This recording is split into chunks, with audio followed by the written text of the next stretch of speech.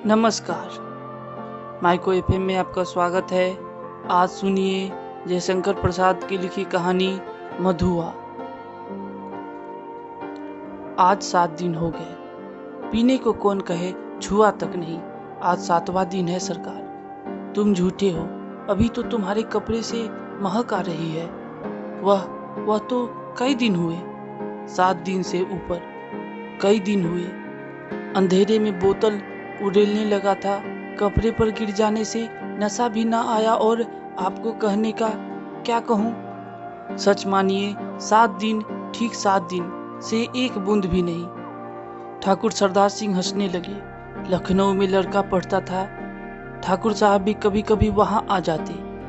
उनको कहानी सुनने का चस्का था। खोजने पर यही शराबी मिला। वह रात को, दोपहर में, कभी कभी सवेरे भी आता। अपनी लच्छेदार कहानी सुनाकर ठाकुर साहब का मनोविनोद करता।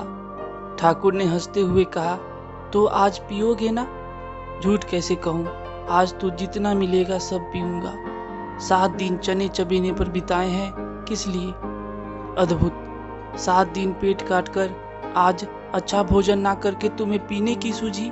यह भी सरकार, मौज बहार की एक घड़ी एक लंबे दुखपूर्ण जीवन से अच्छी है।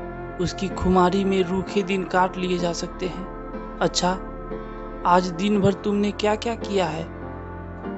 मैंने? अच्छा सुनिए। सवेरे कोहरा पड़ता था, मेरे धुआं से कमल सा वह भी सूर्य के चारों ओर लिपटा था। हम दोनों मुंह छिपाए पड़े थे। ठाकुर साहब ने हंसकर कहा, अच्छा, तो इस मुंह छिपाने का कोई कारण? 7 दिन से एक बूंद भी गले ना उतरी थी, भला मैं कैसे मुंह दिखा सकता था? और जब 12 बजे धूप निकली तो फिर लाचारी थी। उठा, हाथ मुंह धोने में जो दुख हुआ सरकार, वह क्या कहने की बात है। पास में पैसे बचे थे, चना चबाने से दांत भाग रहे थे, कटकटी लग रही थी। पराठे वाले के यहाँ पहुंचा, धीरे धीरे खाता रहा और अपने को सेकता भी रहा। फिर गोमती किनारे चला गया। घूमते घूमते अंधेरा हो गया, बूंदे पड़ने लगी, तब कहीं भाग के आपके पास आ गया। अच्छा, जो उस दिन तुमने गडेरिये वाली कहानी सुनाई थी, जिसमें आसिफ दौला ने उसकी लड़की का आंचल भुने हुए भुट्टे के दाने के बदले मोतियों से भर दिया था, वह क्या सच है? सच। अरे, वह गरीब लड़की भूख से उसे चबाकर थू थू करने लगी, रोने लगी। ऐसी निर्दयी दिल लगी बड़े लोग कर ही बैठते हैं। ठाकुर साहब ठठाकर हंसने लगे, पेट पकड़कर हंसते हंसते लौट गए। सांस बटोरते हुए संभलकर बोले, और बड़प्पन कहते किसे हैं? कंगाल तो कंगाल, गधी लड़की। भला उसने कभी मोती देखे थे? चबाने लगी होगी। मैं सच कहता हूँ, आज तक तुमने जितनी कहानियां सुनाई, सब में बड़ी टीस थी। रंगमहल की अभागिनी बेगमों के निष्फल प्रेम, करुण कथा और पीड़ा से भरी हुई कहानियां ही तुम्हें आती है। पर ऐसी हंसाने वाली कहानी और सुनाओ तो मैं अपने सामने ही बढ़िया शराब पिला सकता हूँ। सरकार, बूढ़ों से सुने हुए वे नवाबी के सोने से दिन, रंगरेलिया, दुखियों की दर्द भरी आहे, रंग महलों में घुल घुल कर मरने वाली बेगमें अपने आप सिर में चक्कर काटती रहती है। मैं उनकी पीड़ा से रोने लगता हूँ। अमीर कंगाल हो जाते हैं, बड़े बड़ों के घमंड धूल में मिल जाते हैं, तब भी दुनिया बड़ी पागल है।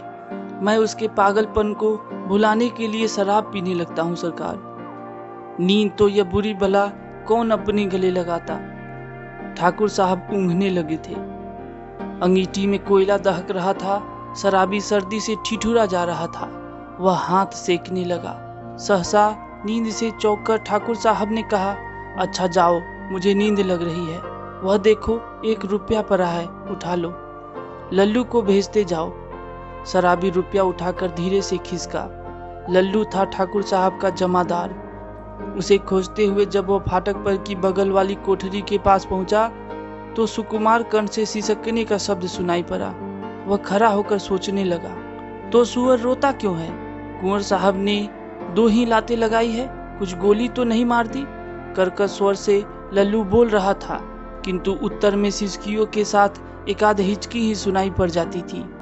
अब और भी कठोरता से लल्लू ने कहा, मधुआ, जा सो रह, नखरा ना कर, नहीं तो उठूंगा तो खाल उधेड़ दूंगा, समझा ना? शराबी चुपचाप सुन रहा था। बालक की सिसकी और बढ़ने लगी। फिर उसे सुनाई पड़ा, ले अब भागता है कि नहीं? क्यों मार खाने पर तुला है? भयभीत बालक बाहर चला आ रहा था। शराबी ने उसके छोटे से सुंदर गोरे मुंह को देखा। आंसू की बूंदें ढुलक रही थी। बड़े दुलार से उसका मुंह पोंछते हुए उसे लेकर वह फाटक के बाहर चला आया। 10 बज रहे थे। कड़ाके की सर्दी थी। दोनों चुपचाप चलने लगे। शराबी की मौन सहानुभूति को उस छोटे से सरल हृदय ने स्वीकार कर लिया। वह चुप हो गया। अभी वह एक तंग गली पर रुका ही था कि बालक के फिर से सिसकने की उसे आहट लगी। वह झिड़क कर बोल उठा, अब क्या रोता है रे छोकरे? मैंने दिन भर से कुछ खाया नहीं। कुछ खाया नहीं?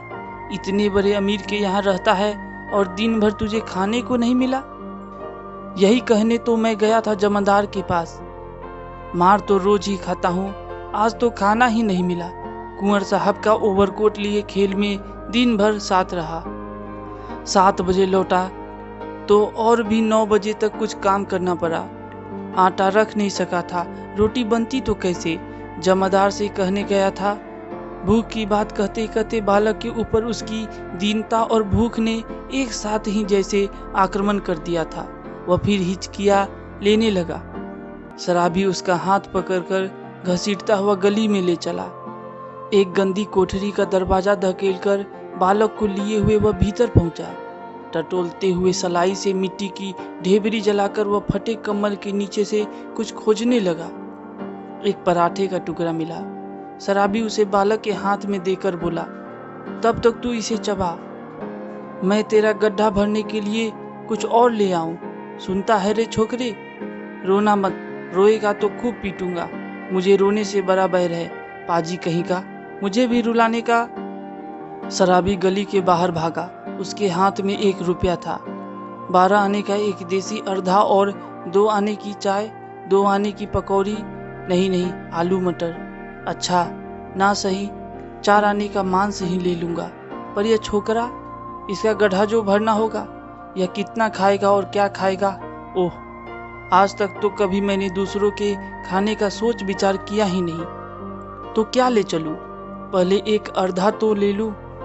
इतना सोचते सोचते उसकी आंखों पर बिजली के प्रकाश की झलक पड़ी। उसने अपने को मिठाई की दुकान पर खड़ा पाया। वह शराब का अर्धा लेना भूलकर मिठाई पूरी खरीदने लगा। नमकीन लेना भी ना भूला। पूरा 1 रुपये का सामान लेकर वह दुकान से हटा। जल्द पहुंचने के लिए वह एक तरह से दौड़ने लगा। अपनी कोठरी में पहुंचकर उसने दोनों की पांत बालक के सामने सजा दी। उनकी सुगंध से बालक के गले में एक तरावट पहुंची। वह मुस्कुराने लगा। शराबी ने मिट्टी की गगरी से पानी उड़ेलते हुए कहा, नटखट कहीं का, हंसता है? ले खूब ठूस कर खा ले।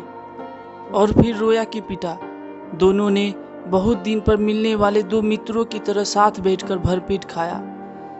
सीली जगह में सोते हुए बालक ने शराबी का पुराना बड़ा कोट ओढ़ लिया था। जब उसे नींद आ गई तो शराबी भी कम्बल तानकर बड़बड़ाने लगा।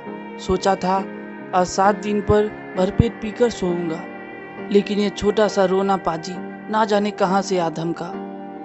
एक चिंतापूर्ण आलोक में आज पहले पहल शराबी ने आंख खोलकर कोठरी में बिखरी हुई दारिद्र्य की विभूति और देखा उस घुटनों से ठुड्डी लगाए हुए निरीह बालक को। उसने तिल मिलाकर मन ही मन प्रश्न किया, किसने ऐसे सुकुमार फूल को कष्ट देने के लिए निर्दयता की सृष्टि की?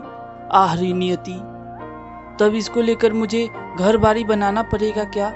दुर्भाग्य, जिसे मैंने कभी सोचा भी ना था। मेरी इतनी माया ममता जिस पर आज तक केवल बोतल पर ही पूरा अधिकार था, इसका पक्ष क्यों लेने लगी? इस छोटे से पाजी ने मेरे जीवन के लिए कौन सा इंद्रजाल रचने का बेड़ा उठाया है? तब क्या करूं? कोई काम करूं? कैसे दोनों का पेट चलेगा? नहीं, भगा दूंगा इसे। आंख तो खोले। बालक अंगड़ाई ले रहा था। वह उठ बैठा। शराबी ने कहा, ले उठ, कुछ खा ले, अभी रात का बचा हुआ है, और अपनी राह देख। तेरा नाम क्या है रे? बालक ने सहज हंसी हंसकर कहा, मधुआ। भला हाथ मुंह भी ना धोऊं, खाने लगूं, और जाऊंगा कहाँ? आह, कहाँ बताऊं इसे कि चला जाए? कह दूं कि भार में जा, किंतु वह आज तक दुख की भट्टी में जलता ही तो रहा है। तो वह चुपचाप घर से झल्लाकर सोचता हुआ निकला, ले पाजी, अब यहाँ लौटूंगा ही नहीं, तू ही इस कोठरी में रह। शराबी घर से निकला।